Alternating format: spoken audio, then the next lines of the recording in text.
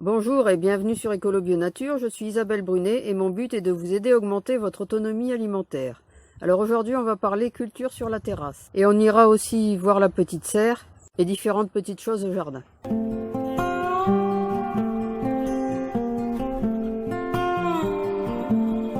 Les physalis sur la terrasse commencent à être mûrs.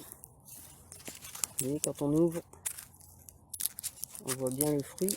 On va pouvoir se régaler. Les choux chinois fonctionnent bien en jardinière. Là, ils sont beaucoup plus beaux et beaucoup moins attaqués que ceux qui sont en pleine terre.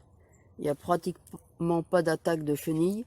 Alors c'est peut-être dû au fait qu'il y ait des tomates aussi derrière. Mais là, ils sont vraiment beaux et pas attaqués, ou quasiment pas. Alors que dans le jardin, ils sont complètement ravagés par les chenilles. Alors, les tomates commencent à avoir le mildiou, mais elles ont déjà bien donné. Donc c'est pas trop grave. Il y a encore quelques belles tomates, notamment l'abricoski là, ou la tomate tigrée. Ici c'est une autre variété de physalis, ils sont moins avancés. Il y a des petites figues sur le figuier pastillière. Je ne sais pas si elles iront jusqu'au bout. Alors l'ail de l'Himalaya qui est toujours magnifique. Encore des tomates. Alors là, il y a plus de mauvaises herbes que de carottes. Faut que je nettoie tout et puis je vais ressemer de la salade.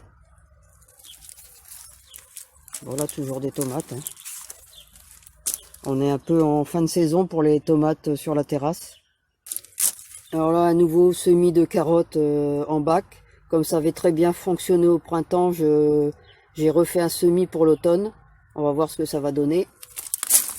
Et là, bon, il y a beaucoup de mourons, mais en fait, il y a un mélange de carottes et de salade, parce que j'ai dû semer des carottes, plus m'en souvenir, et après ressemer de la salade. Donc, je vais enlever le mouron déjà, pour qu'on y voit plus clair. Et puis, je verrai si la salade gêne trop, eh bien, je la repiquerai ailleurs, et je laisserai que les carottes. Encore quelques tomates.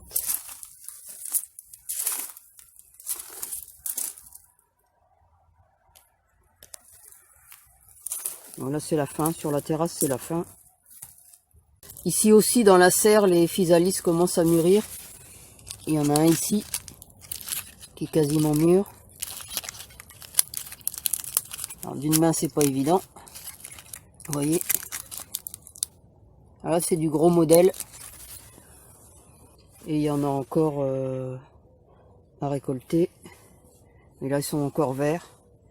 En général ça mûrit pas tout en même temps. C'est l'avantage. Les cyclanthères ont été longs à démarrer, mais là c'est parti. Vous voyez. Il y en a partout.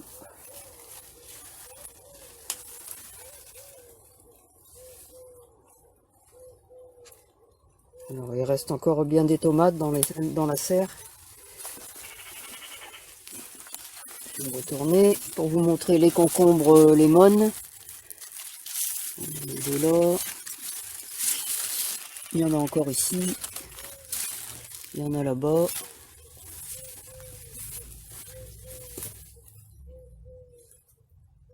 Encore ici, ils sont en train d'envahir les pieds de tomates. Encore des tomates. Un petit poivron là. C'est un Californian Wonder, mais il n'est pas gros pour cette variété là. Du concombre. Alors des tomates black cherry. Encore des tomates. Là c'est des cornes des Andes en train de mûrir. Bon le raisin, hein. Là on peut déjà en cueillir. Les grappes sont énormes. Et là il est déjà bon à manger. Là c'est du muscat blanc. Excellent.